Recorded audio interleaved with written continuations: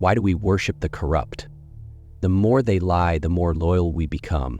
The more they steal, the more we defend them. The more they rot, the more we pretend not to smell it. You see a man dripping in scandal, and still you listen when he speaks. Still you hope he wins. Still you wish you were him. They don't hide the truth anymore. They flaunt it, and we applaud. Is this ignorance, or is it something deeper? A need, a longing, a hunger for power so strong, we'd rather kneel before it than admit we crave it. What does that say about us? You enter the room, he doesn't speak, he doesn't smile, he doesn't need to, and still, something in you adjusts. You lower your voice, straighten your posture. You begin to feel like a guest in your own presence. That's not respect, that's reflex. A reflex wired into you by years of learned submission, by stories, systems, and silences that taught you to recognize power, not by virtue but by volume. He takes up more space, so you shrink. He looks sure, so you second guess. And the worst part is, you believe that's natural. You call it confidence. You call it leadership, but it's something older, deeper, more primal. It's fear. Not of the man, but of what happens if you're not on his side. Because if you're not near power, what are you? Replaceable, exposed, alone.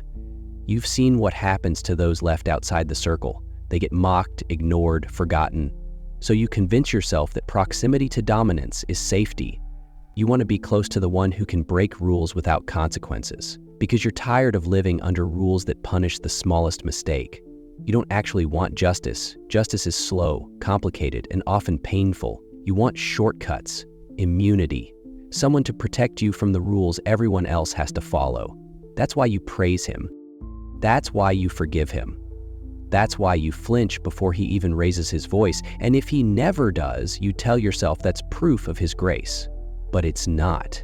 It's proof of how deeply conditioned you are. You bend before pressure comes. You submit before control is required. That isn't accidental. It's the legacy of fear passed down like inheritance from family, school, church, system until it lived inside your bones. And here's the secret we don't say out loud. Obedience feels safer than freedom. Freedom demands choice, and choice means responsibility. So we exchange freedom for certainty, for order, for hierarchy, even when it hurts, even when it humiliates, because pain under protection still feels better than pain in isolation. And this is how the powerful are born, not by seizing control, but by standing still while others hand it over. The ones we kneel before often didn't ask us to. We offered, out of fear, out of habit, out of the silent hope that if we bow low enough, we'll be spared. And that's the real tragedy. We were never conquered. We volunteered, and once we've bowed low enough, we start to call it loyalty, even when what we bow to is rotting. You scroll through the news. Corruption, fraud, assault, another scandal. You raise your eyebrows, maybe even laugh. Then you scroll on. And a week later, when that same person walks onto a stage, smiling, still rich, still praised, still standing, you cheer. A part of you feels proud. But why? Why do we root for the ones we claim to despise? The ones who lie, cheat, exploit? Why do their victories feel like ours? Because deep down, you're not angry they broke the rules. You're angry that you can't. You see, when the corrupt rise, it tells you something dangerous. Maybe the system isn't real. Maybe the rules are negotiable. Maybe virtue is just for those who don't have leverage. And suddenly, your own compromises don't seem so shameful. Your silence becomes strategy. Your envy becomes inspiration. Their success redeems your submission. And you think, if they can get away with it, maybe so can I. This isn't admiration in spite of their corruption. It's admiration because of it. Because we don't want fairness, we want exemption. We want to be the exception to the rules we pretend to uphold. Carl Jung called this the projection of the shadow, the parts of ourselves we repress, our greed, our rage, our hunger for domination. We bury them, then worship those who act them out. We say, they're monsters, but part of us whispers, they're free. They do what we only fantasize about, and we resent them for it, and we want them for it. The more taboo they break, the more we secretly wish we could follow. Because if they win, then the shame we carry starts to feel survivable. You don't just excuse their corruption, you use it to justify your own quiet betrayals, your career moves, your silence, your "it's just the way things are." And in that moment, you're no longer a spectator. You're a participant, a co-conspirator.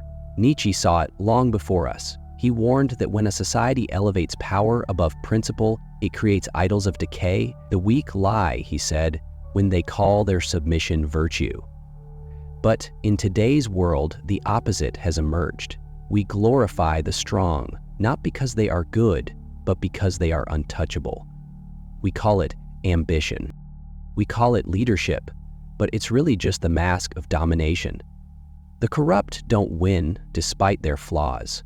They win because they embody the desires we're too afraid to name. They break for us what we can't break ourselves: the illusion of order, the myth of fairness, the cage of virtue. And each time they rise, we don't lose hope, we regain it. Because their victory means we don't have to be good, we just have to be clever, ruthless, lucky. Their rise absolves our restraint, and so we cheer, not out of loyalty, not out of justice, but out of a desperate hope that if we clap loud enough, the spotlight might turn our way. But the truth is, we don't just worship them, we protect them, and we do it with silence. You laugh at the scandal, you repost the clip, you say, "Can you believe this?" But you did. The first time, and the second, and the 10th. You believed it so easily, in fact, that you built an entire belief system around pretending you didn't. You knew they lied. You knew they stole. You knew they stood on a pile of broken promises. But you called it politics. You called it human nature.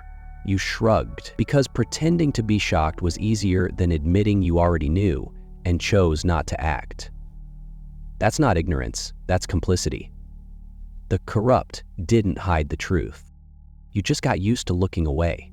You see, no lie survives without an audience. No abuser stays in power without silence. Every empire of decay is built on millions of small, quiet agreements. And you made yours. Maybe not with words, but with inaction, with comfort, with the excuse, "What can I do?" That sentence has killed more truth than any bullet, because it's never really a question, it's a surrender. And here's the truth. We are not victims of the corrupt. We are their ecosystem, their echo chamber, their shield, their mirror. We post their quotes, we buy their products. We teach our children to admire them as long as they win. We joke about their crimes like folklore. We repackage their scandals into entertainment. And each time we trade outrage for relevance, silence for survival. Carl Jung said, "People will do anything, no matter how absurd, to avoid facing their own souls." And that's what we've done. We've turned betrayal into background noise, corruption into a meme. We tell ourselves everyone's dirty, because if everyone is guilty, then no one is responsible. We dilute evil until it's unrecognizable, then wonder why nothing changes. We say we're being manipulated, but manipulation only works on those willing to stay comfortable in the lie. And we are very, very comfortable. Why? Because waking up is expensive. It costs friendships. It costs peace. It costs the illusion that you're a good person just because you never pulled the trigger. But here's the haunting question. What if you were just holding the flashlight? What if you weren't misled, but just didn't want to be late to the party? That's the nature of complicity. It's not active evil. It's the quiet compliance that lets evil breathe. Nietzsche warned us about this. He called it the morality of the herd, the tendency of people to protect their illusions of goodness by blending into the group, to say nothing, to do nothing, to hope that collective silence could wash away individual shame. But silence doesn't absolve. It accumulates. It becomes a thick fog around truth, around conscience, around courage, until one day you're not even lying to others anymore. You're just lying to yourself. We didn't get fooled. We got tired. Tired of fighting, tired of caring, tired of the cost of awareness, and so we chose to let the machine run, hoping it would never ask for anything in return. but it always does. It asks for your voice, your integrity, your children's future. It takes until there's nothing left but noise and numbness. And still, we pretend. We pretend we're better. We pretend we're different. We point fingers at the screen and scream, "Look at them," but the screen never looks back. And the question that terrifies us most is the one reflected in our own silence. What if I was never a rebel? What if I was just a spectator, hoping to be spared? Because the corrupt don't exist in a vacuum. They rise because we build the stage. We sell the tickets, we clap when they win, and we boo only when it's safe, never when it counts. That's not resistance, that's theater. So ask yourself, honestly, when was the last time you said nothing because it was easier? When was the last time you reposted the fire but refused to hold the match? When was the last time you watched something wrong happen and whispered to yourself, "Not my problem"? You are not powerless. You are just well practiced in pretending to be. And that is the most dangerous kind of complicity. Not the kind that cheers for the villain, but the kind that stays very, very still, hoping no one notices. Nietzsche warned us, when a society begins to reverse its values, when it starts calling weakness virtue and submission moral strength, it's no longer a society in crisis, it's a society preparing for collapse. He called it slave morality, the morality of the oppressed, repackages universal truth.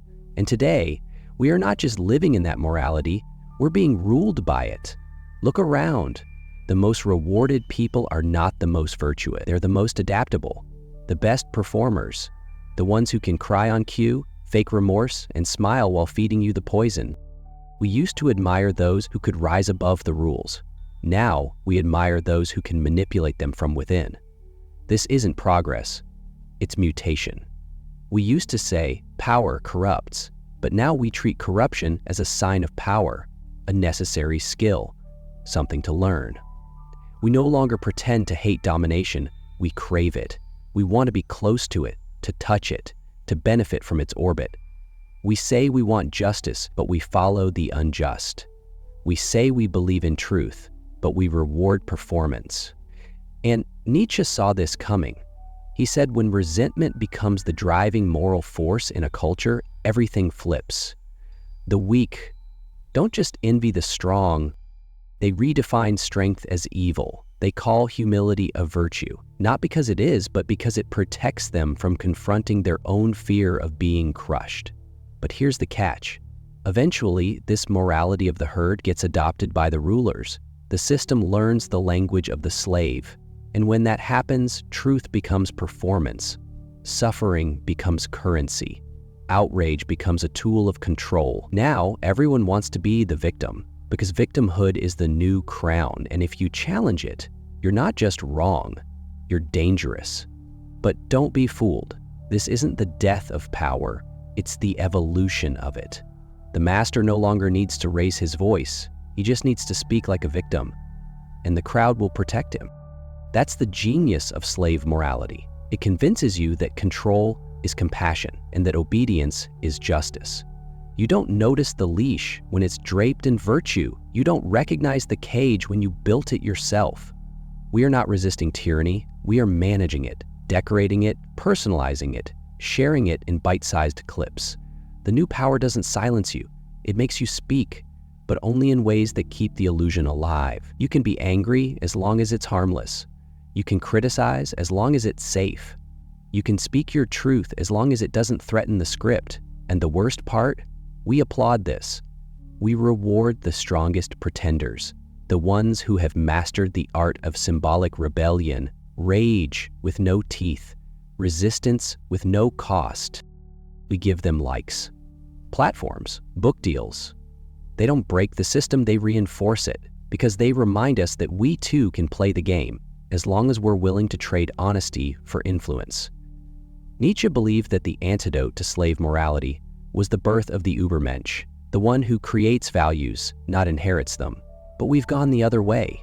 We no longer create, we consume values handed to us by algorithm, by media, by fear. We wear borrowed outrage. We chant recycled slogans. We confuse morality with marketing. We are not ruled by tyrants anymore. We are ruled by our own cowardice, coded into the systems we praise. Because deep down, we don't want freedom. We want comfort. We don't want to be responsible. We want to be rewarded for obedience while pretending it's resistance. And that's how control survives in the modern world, not through force, but through consent, through performance, through the quiet agreement that if we all lie together, maybe no one will have to tell the truth. So look around. The new rulers don't conquer, they trend. They don't crush opposition, they curate it. And they don't need to be feared, they only need to be followed. Because when the slave begins to love the master, tyranny is no longer necessary. You say you hate them, the liars, the thieves, the ones who rise on rot and rule by fear. But what if that's not true? What if the truth is uglier? What if you don't hate them, you just hate that you're not one of them, that you don't have the access, the immunity, the backstage pass to the game they're playing? Because let's be honest, if someone handed you the same power, would you really say no? If someone offered you the rules, the tricks, the silence of others, would you walk away? Or would you take it, use it, wear it like armor, and tell yourself it's just your turn? This is the question we're trained not to ask, not because it's dangerous, but because it's clarifying. Because it forces you to stop performing morality and start confronting motive. Do you really hate corruption, or do you just resent being excluded from it? Because there's a difference. One is a moral position, the other is envy dressed in principle.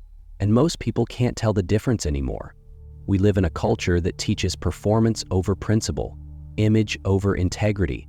We've learned to speak the language of outrage without ever changing anything. We share clips, we post quotes, we cancel people for being symbols, then replace them with new ones just as hollow. And while we're busy feeling righteous, the machine keeps turning. Not despite our rebellion, but because of it. Because the system was designed to make room for symbolic resistance, as long as it never touches the root. So I'll ask you again, what do you actually want? Not what you say, not what you post. What do you ache for in the dark? Is it justice or is it power? Is it truth or is it the safety of illusion? Because if you're honest, you'll see something terrifying. You don't want to tear down the corrupt, you want to replace them. And you've been rehearsing for it your entire life, smiling when you should have screamed, staying silent when you knew it was wrong, playing along just in case the day comes when the game is yours to play. But here's the truth most can't handle. If you become what you hate, you never really hated it. You just wanted it on your terms. And the world is full of people waiting for their turn to dominate, masked as justice, cloaked in victimhood, hidden in clever hashtags and curated grief.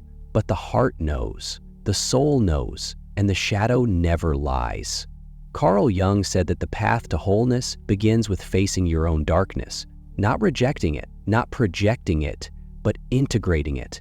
That means looking at the part of you that envies the liar, the part that secretly admires the ruthless, the part that wishes, just once, to be the one no one can touch. Until you face that part, you will forever be ruled by it, from the shadows. So stop asking who they are, start asking who you are in their presence. Do you shrink? Do you cheer? Do you imitate? Do you fantasize about becoming them? If only the world gave you permission. Because here's the final trap. The corrupt don't need to convert you.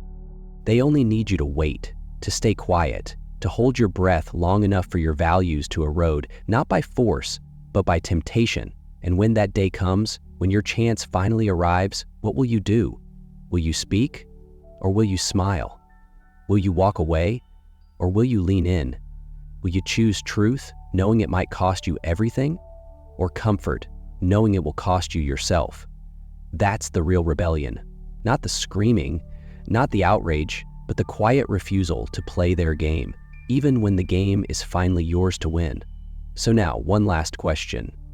Do you really despise the corrupt, or have you just been waiting for your seat at their table? If you're done lying to yourself, if you're done clapping for what you secretly crave to become, then write it, say it out loud, not for them, for you. I choose clarity, because silence is no longer neutral. It's alignment. And your voice, no matter how quiet, is a declaration, not just of what you believe, but of who you refuse to become.